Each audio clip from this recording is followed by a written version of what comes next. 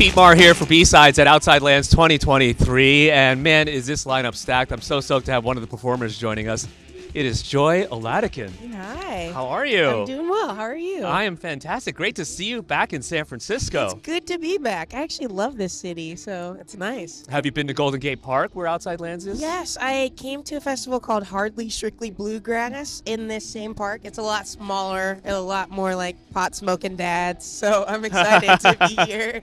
You fit right in with the pot-smoking dads. That's your vibe. I really did. I'm dressed like one today. Is that what you were in a previous life, a pot-smoking dad? I think so, you know. Or trying to like bridge the gap between the queers and the dads every day.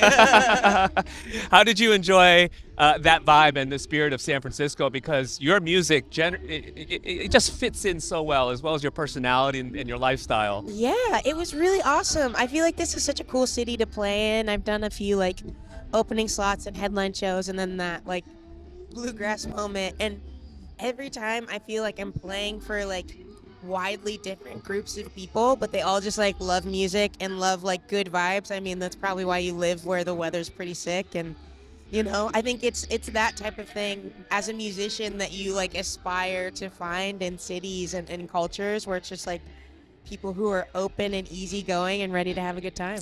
But you're a Nashvilleian right now. I am. Did you ever think about San Francisco? I do a lot these days, let me tell you. You know, elections were just a couple weeks ago. Yeah. And a runoff. And Yeah. I think as a queer person, I think about like what my future is like, and it sort of is up to Nashville and up to the South, how, you know, the South wants to handle, you know, people like me. And I'm always gonna, you know, protect my humanity and my like right to be a person. And so places like San Francisco or like sometimes the East Coast, like it's a reminder that like, oh, I don't have to be where I am.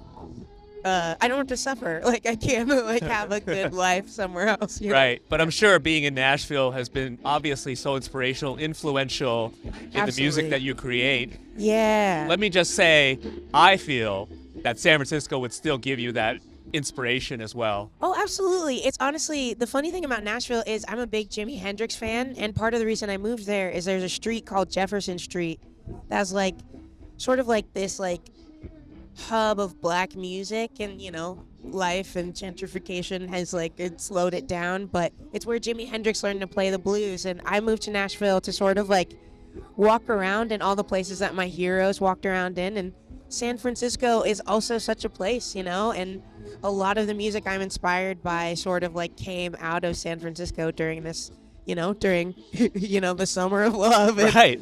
And so I think that I think that's part of why like playing here and being here is like I feel the same thing I feel when I'm at home walking or, you know, checking out the Jefferson Street Museum. It's just like there's so much history and beauty here, and I can't wait to like tap into it. That's literally why I said what I said, that you would fit right in.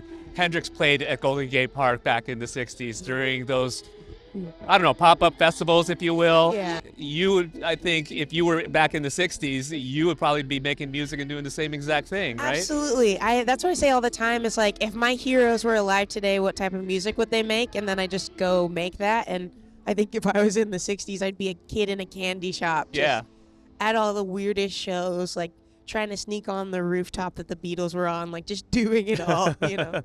And your music is not just for pot-smoking dads. It's for everybody. It's for everybody. Proof of Life. Your latest album is just fantastic. Thank you so much. Congratulations on Thank you for listening. the release and all the accolades and nice words that are being written Thank about you. it. As you see those words, as I'm saying that, is it something that you're like, man, I did a great job? Or was it something like, okay, good, this is what kind of I was, you know, hoping for, Yeah. shooting for? I mean, a little bit of both. It's really affirming because, you know, until it's released, an album sort of only exists in this small circle of like myself and my team. And I loved it when we finished it, you know, like I haven't listened to any of my records back, but I would listen to this one back all the time before it came out. And now that it's out, like seeing people respond the way that they've responded, even one of my heroes texted me the day that it came out and like said something that I'll like just said stuff about my record that I'll always remember. And it's like, that's the stuff you sort of dream about as you're making it, but to have it be a reality and to have people really receive it well and sort of understand what I'm going for, because it is sort of an interesting ride. And I feel like people who come to my shows sort of like, it sort of all comes into focus, that it's like this weird moment of American music made by someone who loves Hendrix as much as they love Biggie, and I think that, I feel really proud that people are hearing and responding to and being so kind about the hard work that myself and my team and all my collaborators put into it. You said that you shared your music with a few folks, and then some of your heroes and peers responded so positively. Who's one that sticks out?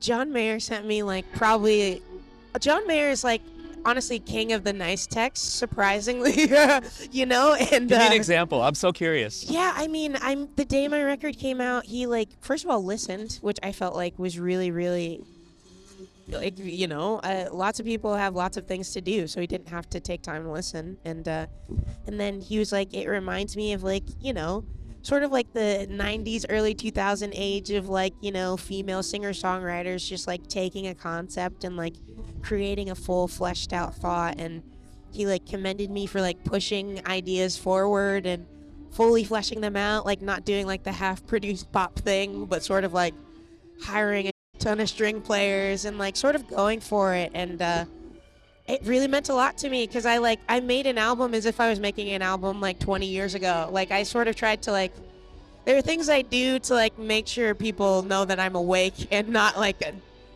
this isn't a posthumous album, Oh my gosh. But I sort of want to respect and honor the past and chart my way using the tools of the future, and I feel like this album was a great way to do that.